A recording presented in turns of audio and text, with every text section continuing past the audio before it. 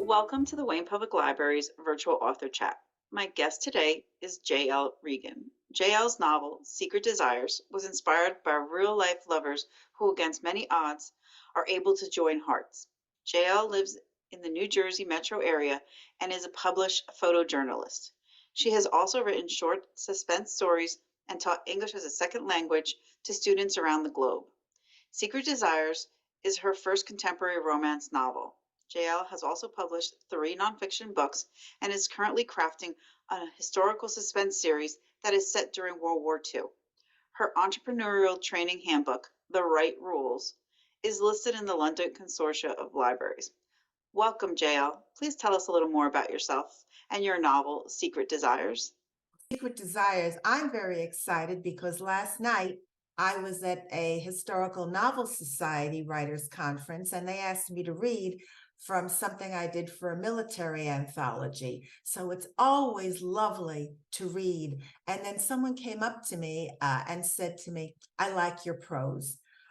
It's really something. I once heard a very famous author say, I worked on this book for 10 years and the person said it's very nice, but it took me 10 years to hear the words very nice, but it's okay. Uh, Secret Desires is something that I have been wanting to do, and it was inspired by someone that I dated many years ago.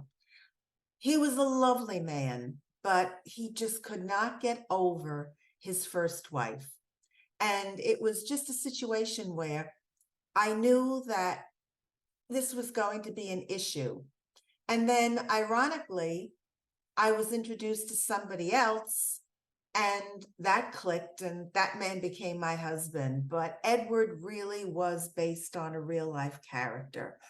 And it made it easier for me because even though Edward and I don't want to mention the person's real name, but Edward, the real Edward, didn't work out, at least I learned a lot about myself and what I want out of a relationship. So that was a good thing. And I wished him well. So at least we parted on amicable terms. And is there something about Secret Desires that you could tell us that's not in the blurb? Oh, absolutely. Um, it was the plot of the novel originally had to do with a woman who was very, very angry. And she just turned off of all relationships. And that was the original plot. It was about someone who had bad experiences and uh, her secret desires, more or less, to find someone turned into a bloody nightmare because she just kept repeating her same mistakes over and over again. I don't mention that part of it because I want to give people hope. Secret Desires is about taking second chances. It's about meeting someone. For Margot, this is her first relationship and her only relationship. She does marry Edward, but there are many people out there who've either been divorced or widowed or had bad experiences. So that was the way it originally was intended. But I said to myself, no, I want to give people hope. Um, and doesn't have to be Secret Desires, but what do you think makes a good story in general? What makes a good story is the hook. They say that if in the first 2 pages you can't get into the story, there really isn't a story. I say it's the first 2 lines. Where's Papa going with that axe? Tomorrow there'll be Tara. Just the gripping idea of a farmer with an axe. What is he going to do? The idea of Scarlett O'Hara and it's war, and the mansion is in a state of tatters. And she's standing there and she knows that things are going to change. So for me, it's being able to get into the story, literally for them to pull me in and to keep me there for at least the first chapter. And if I know that's going to happen, then I can get through. And that is my guide when I write.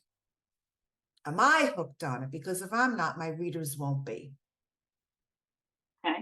Is there one particular book or publication that you have that you're most proud of?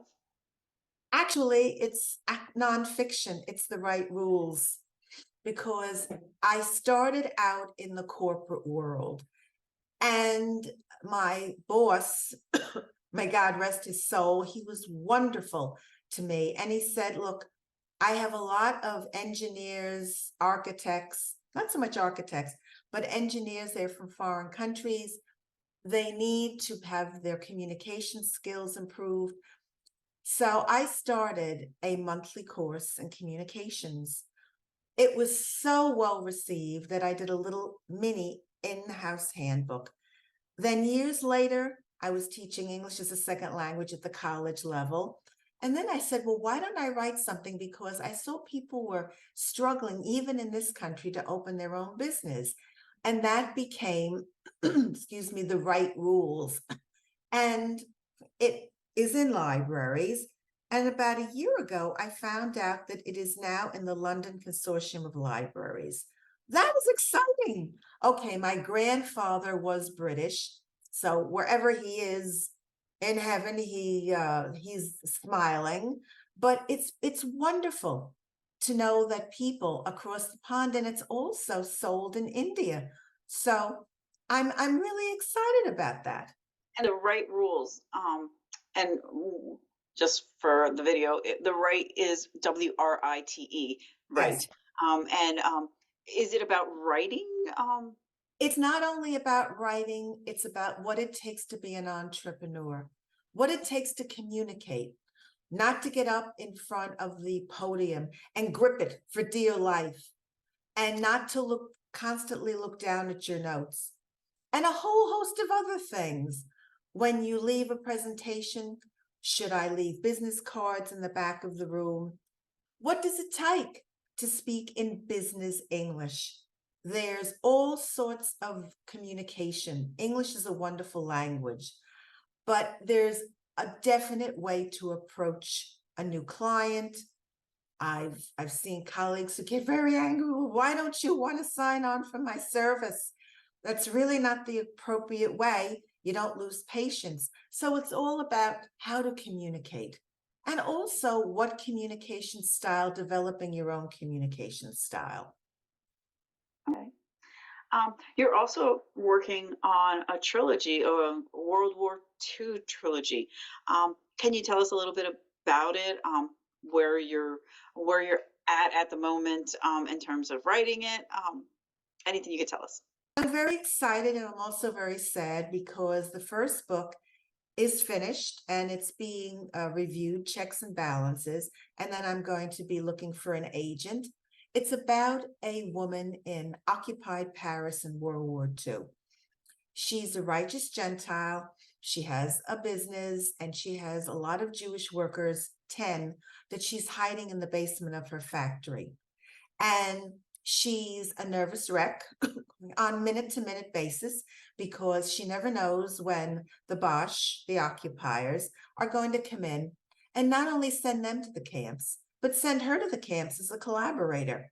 She's also responsible for her supervisor's little girl. So she's trying to keep the faith with the little girl. And she's also trying to keep the faith with the people in her district, most of whom don't know what she's doing.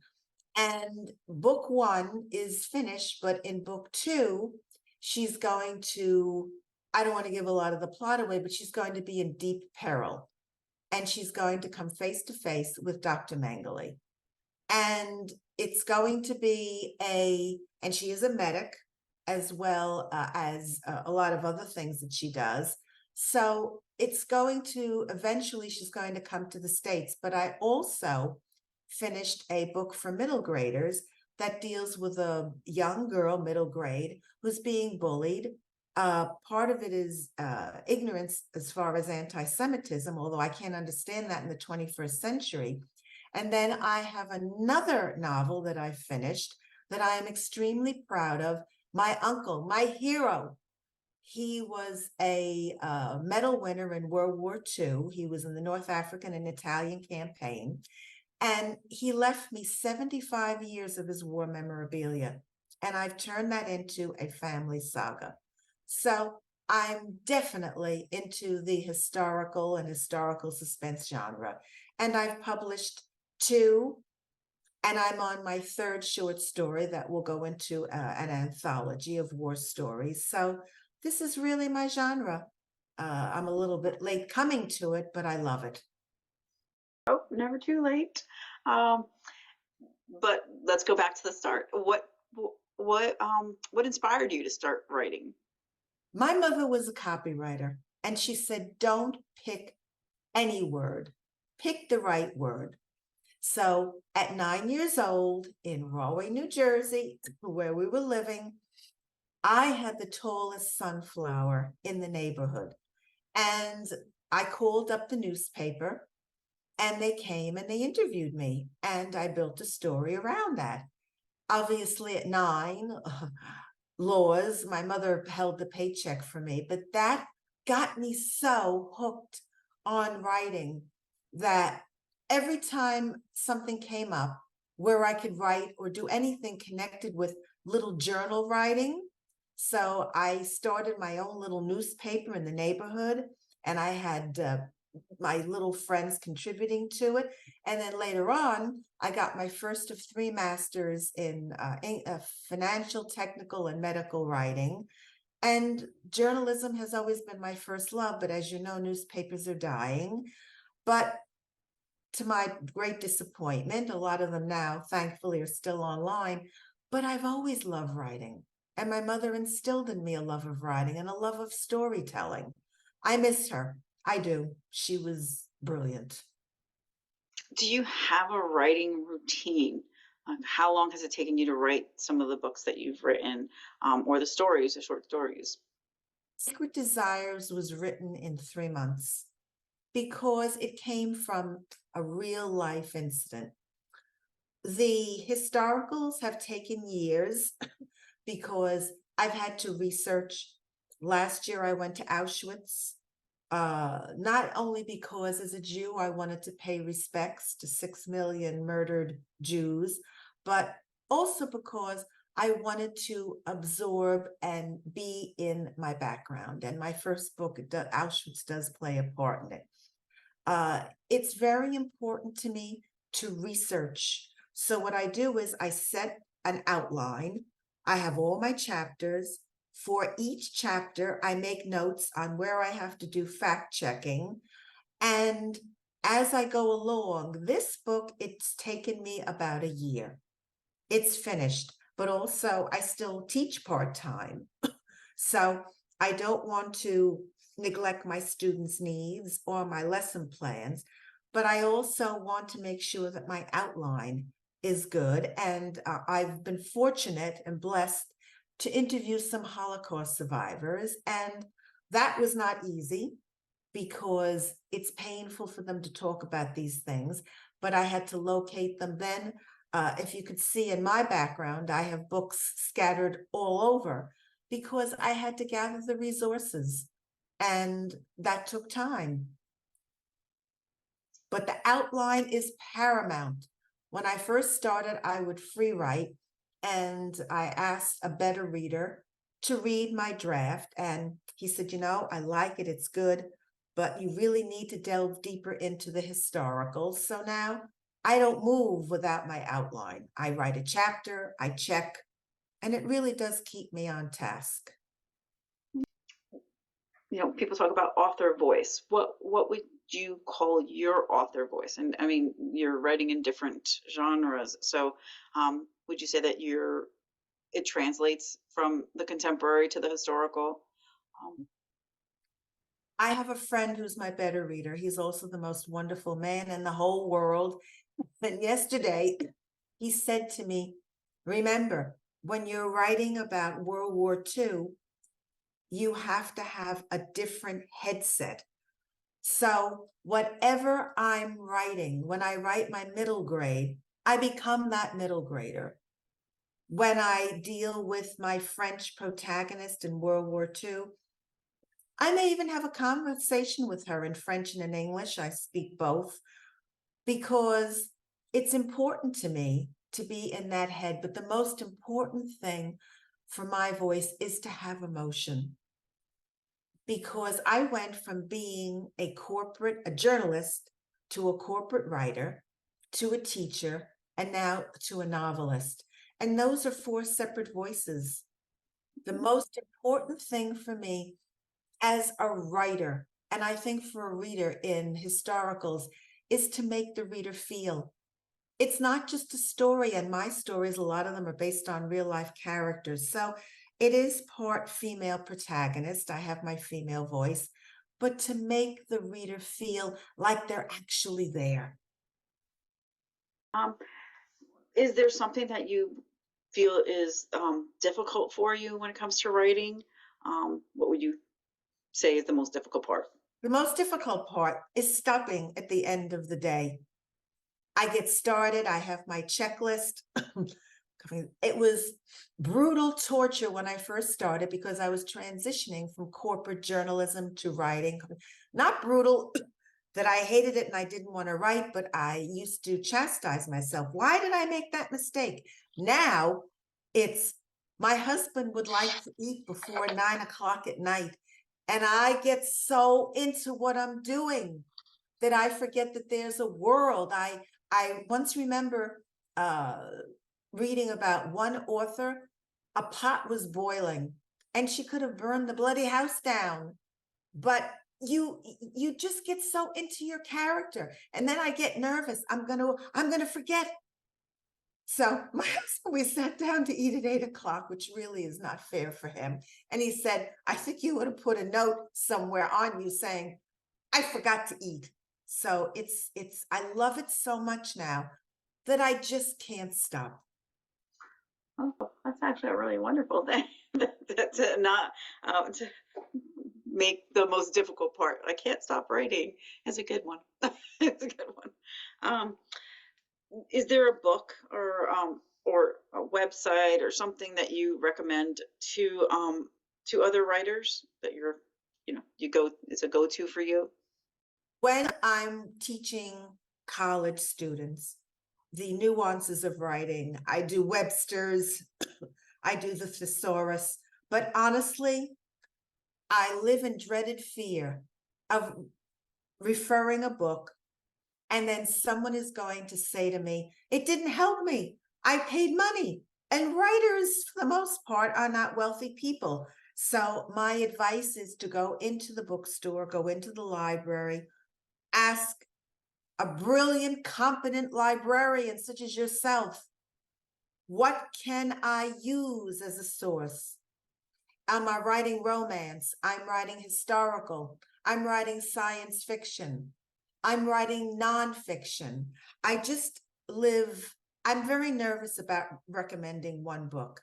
I mean, Strunk and White is good, but I've had people say, no, I don't want to use that. But the basics that are so very important to me are a thesaurus, because when I edit, I actually, it took me hours one day. I walked around the room, I went out for a walk, I came back, I acted out a scene because I wanted just the right word. And that's where it all begins. Seriously. And also, there's a series of books. I'm drawing a blank now, but one has to do with setting, another has to do with emotion. They're by two very good writers themselves. So it all depends, but I would say go to a very fine bookstore. If you are low on resources, ask a librarian. Librarians have never let me down, never. And what could you share with us your path to publication, your publication journey for this book, Secret Desires? As I said, I've always wanted to write a romance.